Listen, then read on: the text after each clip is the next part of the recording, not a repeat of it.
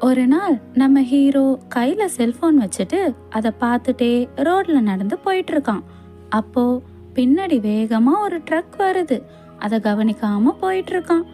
அந்த ட்ரக் அவனை இடிக்கிற மாதிரி வேகமா வருது. அப்பதான் நம்ம ஹீரோயின் இதை கவனிக்கிறா. உடனே ஓடி வந்து இவன் கையை பிடிச்சி அந்த பக்கமா இழுத்துட்டுறா. நல்ல வேலையா ஹீரோக்கு அடிபடல. இதை பார்த்த ஹீரோ பயந்து போயிடுறான். அதுக்கப்புறம், ரொம்ப தேங்க்ஸ், நீ மட்டும் என்னை காப்பாத்தலைன்னா எனக்கு ரொம்ப அடிபட்டிருக்கும். சரி விடு, உனக்கு எதுவும் ஆகலல்ல. ரோட்ல போகும்போது பார்த்து கேர்ஃபுல்லா போகணும், இல்லைன்னா இப்படிதான். கரெக்டு தான். ஆமா, நான் உன்னை இந்த ஏரியால பார்த்ததே இல்லையே. நீ ஊருக்கு புதுசா? கரெக்டா சொல்றியே. எஸ், நாங்க இந்த ஊருக்கு புதுசா வந்திருக்கோம். இந்த ஸ்ட்ரீட்லயே லாஸ்ட்ல ஒரு பில்டிங் இருக்குல்ல, அதுதான் எங்க வீடு. அந்த பெரிய வீடா? Okay okay. உன் நேம் என்ன? என் நேம் கார்த்திக். ஓ, கார்த்திகா, நல்ல பேரு தான். உன் நேம் என்ன? என் நேம் கார்த்திகா.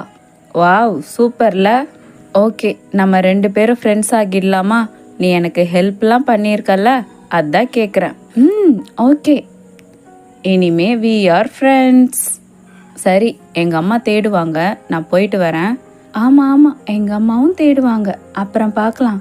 பாய் பாய். இப்படியே நாட்கள் போச்சு. 2 பேரும் பெஸ்ட் ஃப்ரெண்ட்ஸ் ஆகிட்டாங்க. ஒரு நாள் 2 பேரும் ரிவர் பக்கமா விளையாடிட்டு இருக்காங்க. அப்போ அங்க ஒரு பெரிய மீன் கரையில வந்து துடிச்சிட்டு இருக்கு. இத பார்த்த கார்த்திகா, ஹே கார்த்தி, அங்க பாரு, எவ்வளோ பெரிய மீன்.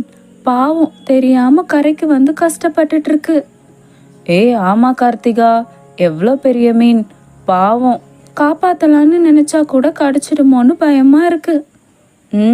ஆமா, சரி வா, கடிச்சா கூட பரவாயில்ல, இறந்துட போகுது, போய் காப்பாத்தலாம்.